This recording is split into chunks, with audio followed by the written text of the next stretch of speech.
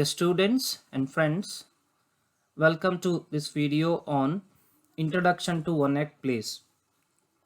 You all know that one-act plays are prescribed for third semester BA BCom in the paper Compulsory Foundation Course in English in Mangalore University. So, one-act plays are a common concept discussed in both BA and BCom. There are four one-act plays prescribed for both BA and BCom. So therefore, as an introduction to one-act plays, an introduction to the concept prescribed in the syllabus, I'm going to discuss introduction to play and then the elements of the play, of a play, and one-act plays, and then major characteristics of one-act plays and examples from the syllabus. Anyway, I welcome you to the first part of this presentation, that is introduction to play. Let us enter the stage of introduction to play. You see, there is a glossary of M.H. Abraham. As per the description, as per the definition given in the M.H. Abraham's glossary, a drama is the form of composition designed for performance in the theatre in which actors take the role of the characters, perform the indicated action, and utter the written dialogue. So here you have a very useful definition of drama.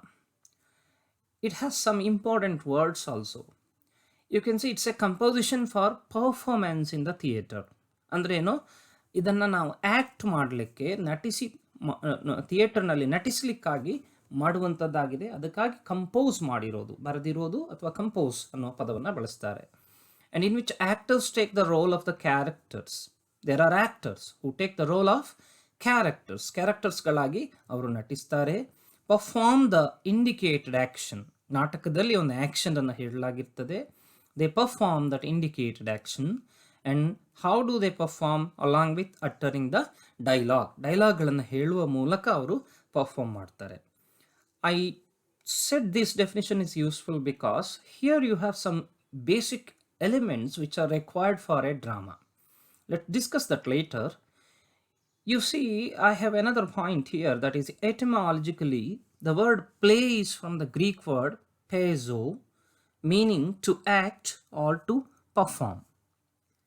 So ಇದರ ಮೂಲವನ್ನು, Greek ವರ್ಡ್ನ ಮೂಲವನ್ನು ನಾವು ನೋಡಿದರೆ ಅದರ ಅರ್ಥ ಏನಿದೆ, to act or to perform ಅಂತ ಇದೆ.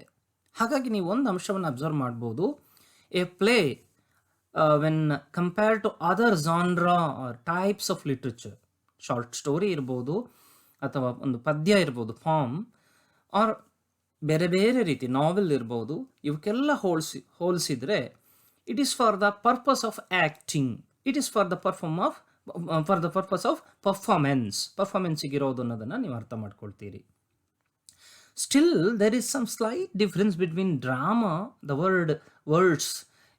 usage of the words drama and play. Because the word drama is broader in sense compared to play, because play limited to performance. When you say something is a play, it is particularly written for performing in the stage. Whereas a drama also includes another concept, that is sometimes some works are written for reading purpose. For example, we have Thomas Hardy ಅಂತ ಅವ್ರದ್ದೊಂದು the dynasts ಅನ್ನುವಂತಹ ಒಂದು drama ಇದೆ. That is for the purpose of reading, not for acting. ಇವುಗಳನ್ನ closet dramas ಅಂತ ಕರೀತಾರೆ. Closet ಡ್ರಾಮಾಗಳೇನಿದ್ದಾವೆ ಅವುಗಳು ಓದಲಿಕ್ಕೆ ಮಾತ್ರ. ಓಕೆ, ಸೊ ಪ್ಲೇ ಅನ್ನುವ ಕಾನ್ಸೆಪ್ಟ್ ಅಲ್ಲಿಗೆ ಕ್ಲಿಯರ್ ಆಯಿತು. That is to be perform, written, and we also read of course, and it is particularly meant for performance or to act. I hope you understood the concept play here. So when we come to the different types of plays, there are variety of plays. Some basic category of plays as tragedy, comedy, tragicomedy. So you see here, tragedy that ends with some loss, death of the hero or something like that, right? That's a tragedy. Not necessarily in all the tragedies we have to see death of the hero, but this just an example. Whereas a comedy which is filled with humor which has A happy ending. Comedy is the other type. Tragic comedy ಅಂದರೆ ಎರಡೂ ಸೇರಿ ಇರುವಂಥದ್ದು, ಅದರಲ್ಲಿ ಎಲ್ಲವನ್ನ ನಾವು ನೋಡ್ತೇವೆ.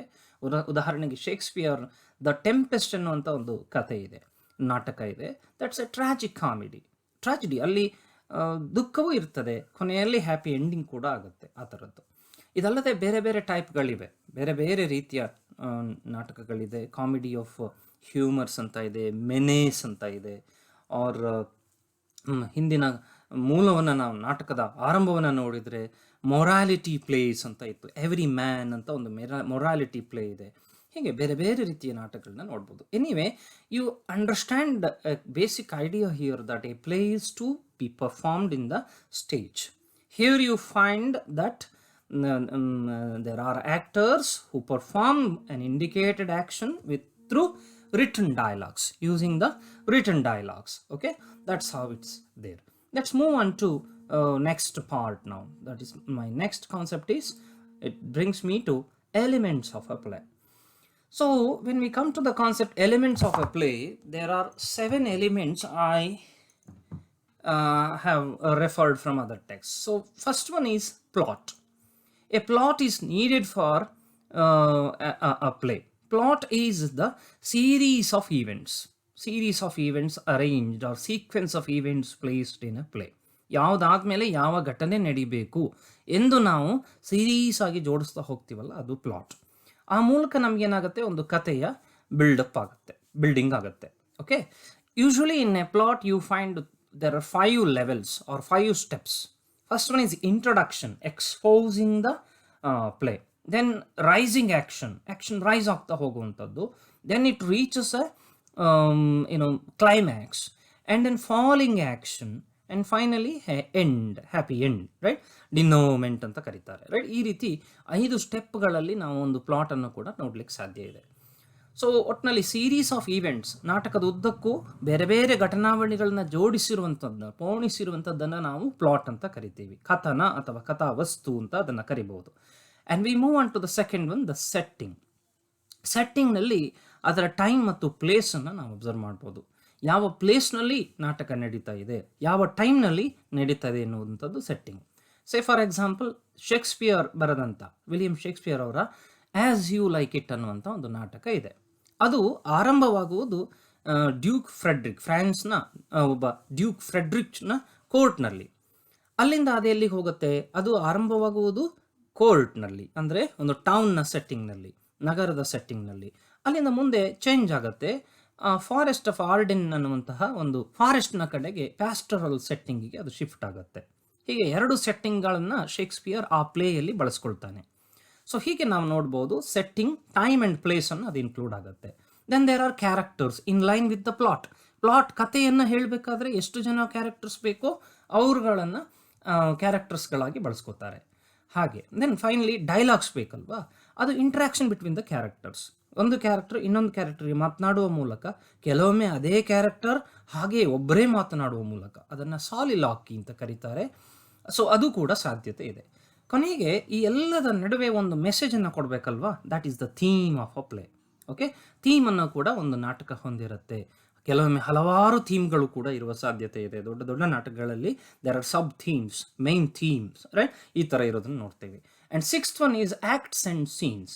You also find so many acts and scenes. Okay, there are usually conventionally ನಾವು 5 ಆ್ಯಕ್ಟ್ಗಳನ್ನು ನಾಟಕಗಳಲ್ಲಿ ನೋಡ್ತೇವೆ. ನಾನು ಹೇಳಿದ್ನಲ್ಲ, ಪ್ಲಾಟ್ನಲ್ಲಿ 5 ಇದೆ ಅಂತ ಹೇಳಿ.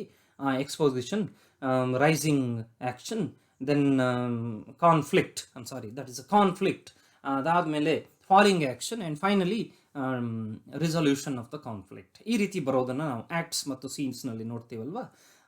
ಹಾಗೆ ಅದಕ್ಕೆ ಸಂಬಂಧಪಟ್ಟ ಹಾಗೆ 5 ಆ್ಯಕ್ಟ್ ಮತ್ತು ಕೆಲವು ಸೀನ್ಗಳು, ಹಲವಾರು ಸೀನ್ಗಳು ಸಾಧ್ಯ ಇದೆ. ಒಂದು ಆ್ಯಕ್ಟ್ನ ಒಳಗಡೆ ಹಲವಾರು ಸೀನ್ಗಳು ಬರ್ಬೋದು. ಈ ಡ್ರಾಮ್ಯಾಟಿಕ್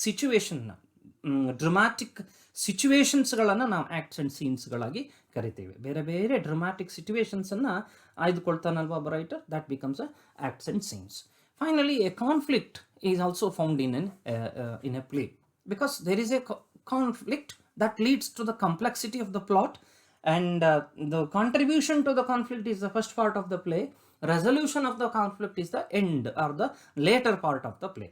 ಈ ರೀತಿಯಾಗಿ ನಾವು ನಾಟಕದಲ್ಲಿ ಬೇರೆ ಬೇರೆ ಎಲಿಮೆಂಟ್ಸನ್ನು ನಾವು ನೋಡ್ತೀವಿ. Okay, let's move on to then the concept one act plays. When we go to the concept one act plays first. Okay, so what is the meaning of one act plays? It's very clear from the very phrase one act plays that it's a short play in one act ಅಲ್ವಾ, ಒಂದೇ ಆ್ಯಕ್ಟ್ನಲ್ಲಿ ಇರುವಂಥದ್ದು. ನಿಮ್ಗೆ ಈಗಾಗಲೇ clear ಆಯಿತು, act 5 ಇರ್ಬೋದು, 3 ಇರ್ಬೋದು, ಅಥವಾ ಹೀಗಿರ್ಬೋದು. Usually ಶೇಕ್ಸ್ಪಿಯರ್ನ ನಾಟಕಗಳಲ್ಲಿ 5 ಇರುತ್ತೆ ಅಂತ ನಾನೊಂದು ಎಕ್ಸಾಂಪಲ್ ಹೇಳಿದೆ. ಹಾಗೆ ಈ ಕನ್ವೆನ್ಷನಲ್ ಸಾಂಪ್ರದಾಯಿಕ ನಾಟಕಗಳಲ್ಲಿ ಹಲವಾರು ಆ್ಯಕ್ಟ್ಗಳಿರೋದನ್ನು ನಾವು ನೋಡ್ತೇವೆ. ಆದರೆ ಒಂದು ಒನ್ ಆ್ಯಕ್ಟ್ ಪ್ಲೇನಲ್ಲಿ ಒಂದೇ ಒಂದು ಆ್ಯಕ್ಟ್ನಲ್ಲಿ ಎಲ್ಲವನ್ನ ನಾವು ಇರೋದನ್ನು ನೋಡ್ತೇವೆ. ಓಕೆ, ಇಡೀ ಘಟನಾವಳಿಗಳು ಒಂದು ಆ್ಯಕ್ಟ್ನ ಒಳಗಡೆ ನಡೆಯೋದನ್ನು ನೋಡ್ತೇವೆ. ಹಾಗಾಗಿ arrangement of scenes possible consist of one or more scenes ಇದೆ. ಒಂದಕ್ಕಿಂತ ಹೆಚ್ಚು ಸೀನ್ಗಳು ಒಂದು ಆ್ಯಕ್ಟ್ನಲ್ಲಿ ಇರಬಹುದು, ಆದರೆ ಇಲ್ಲಿ ಒಂದೇ ಆ್ಯಕ್ಟ್ ಇರೋದನ್ನು ನೋಡ್ತೇವೆ. ಹಾಗಾದರೆ ಏನರ್ಥ? ಪ್ಲಾಟ್ನಲ್ಲಿ ಆ ಕಾನ್ಫ್ಲಿಕ್ಟ್ ಏನಿದೆ ಅದು ಮಹತ್ವವನ್ನು ಪಡ್ಕೊಳ್ಳುತ್ತೆ ಇಲ್ಲಿ.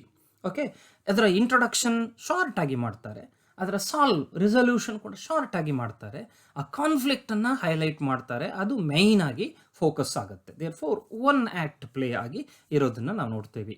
Consists of one or more scenes ಅಂತ ಹೇಳಿದೆ. ಹೆಚ್ಚಿನ ಸೀನ್ಗಳು ಸಾಧ್ಯತೆ ಇದೆ. ಒಂದು ಆ್ಯಕ್ಟ್ನ ಒಳಗಡೆ ಹಲವಾರು ಸೀನ್ಗಳು ಬರ್ಬೋದು, ಬೇರೆ ಬೇರೆ ಸೀನ್ಗಳು ಒಟ್ಟಾಗಿ ಒಂದು ಆ್ಯಕ್ಟಿನ ಥೀಮ್ಗೆ ಕಾಂಟ್ರಿಬ್ಯೂಟ್ ಮಾಡ್ಬೋದು.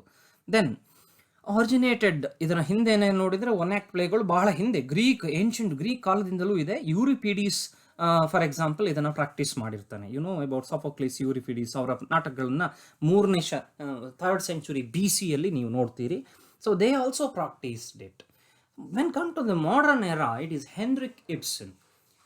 He's a Norwegian country, Norwegian dramatist. ಅವನು he's also known as the father of prose drama. He popularized one act plays during the 19th century.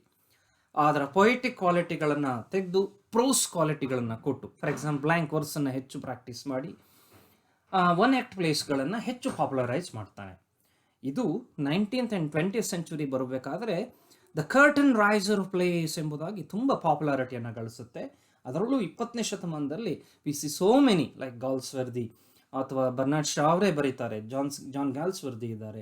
So many famous playwright started writing in one act plays. Anton Chekhov is another best example, right? ಹೀಗೆ ನಾವು one act ಪ್ಲೇಗಳನ್ನು ಪಾಪ್ಯುಲಾರಿಟಿಯಾಗಿ ಆದದ್ದನ್ನು ನಾವು ನೋಡ್ತೇವೆ. Therefore, we have again one act plays in the syllabus. Let's move on to the very characteristics, the major characteristics of one act plays.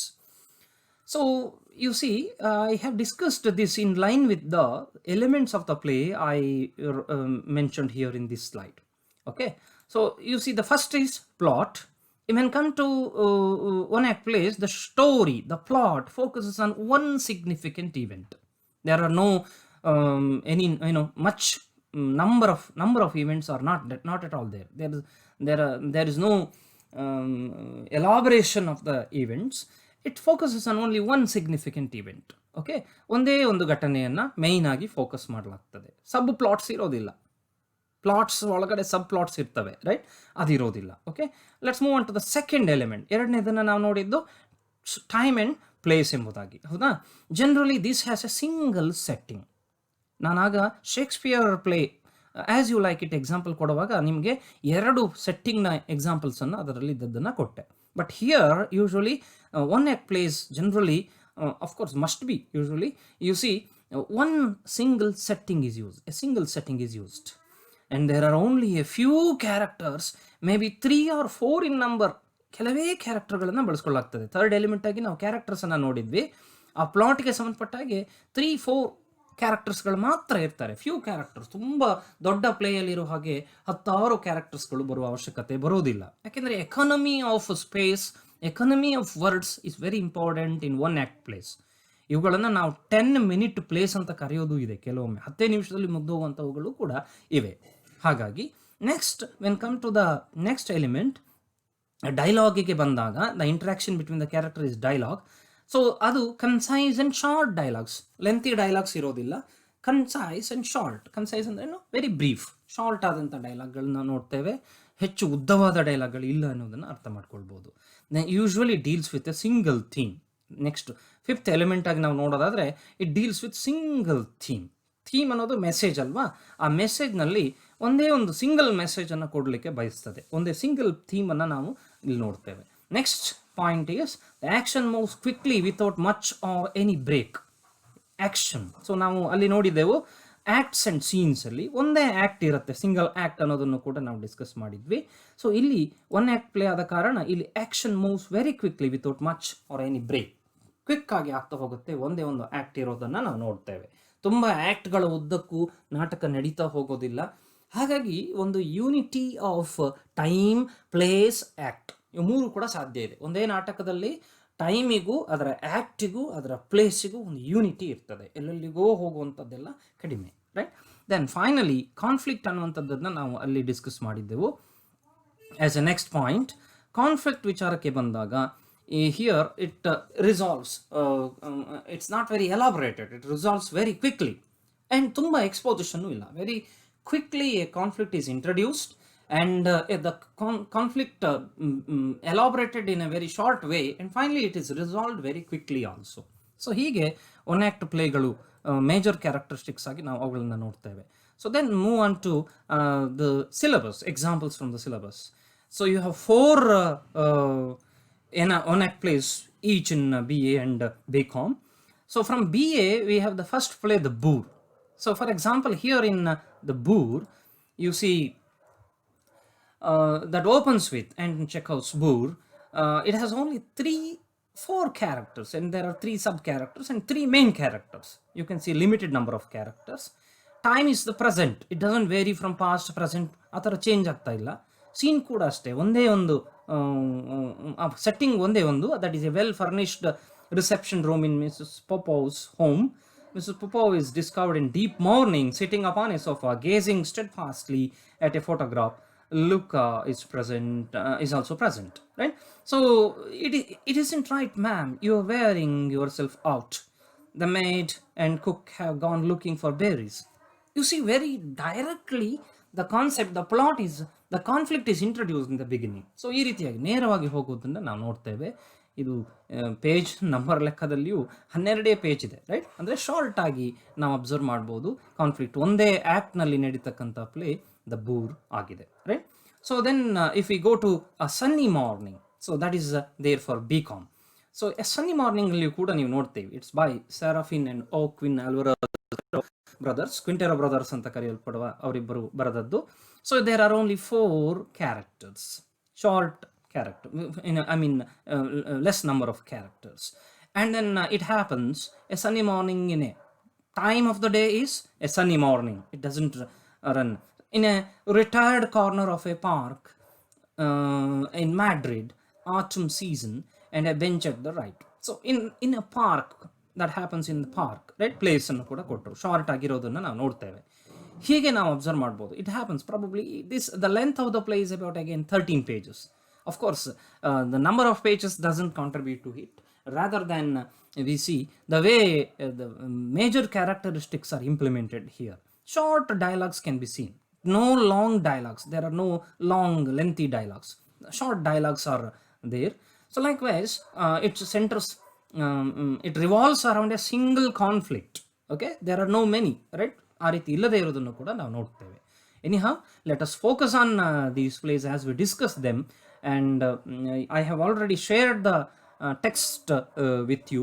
So please observe these characteristics that we discussed in this video through your respective texts, and we will take up the discussion of each text from tomorrow onward. Thank you.